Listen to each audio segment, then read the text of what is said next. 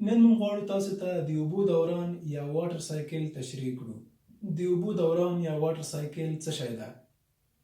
په طبیعت کې د اتموسفیر او ځمکې ترمنځ د رطوبت یا لندبل دایمي تبادلې ته واټر سایکل یا د اوبو دوران وایي.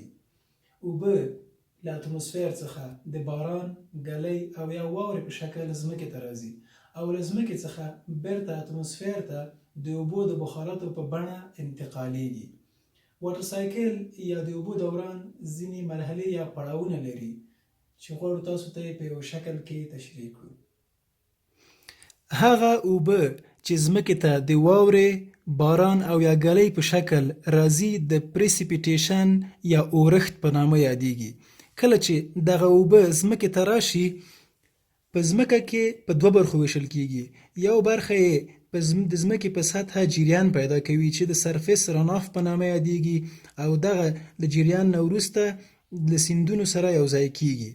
دویمه برخه یې دغه اوبو د ځمکې لاندې د خاورو په واسطه جذبیږي او د ځمکې لاندې اوبو یا ګراوند واټر سره یوځای کیږي او له هغه لارې سیندونو ته لاره پیدا کوي.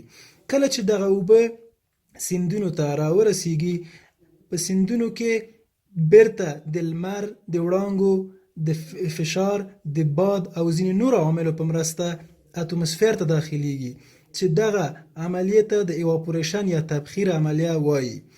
کله چې د اوبه تبخیر وکړي، بیرته په اتموسفیر کې دغه ذرات یوځای کیږي او په اتموسفیر کې د دغه ذراتو یوځای کېدل یا تراکمیت ته کندنسشن وایي.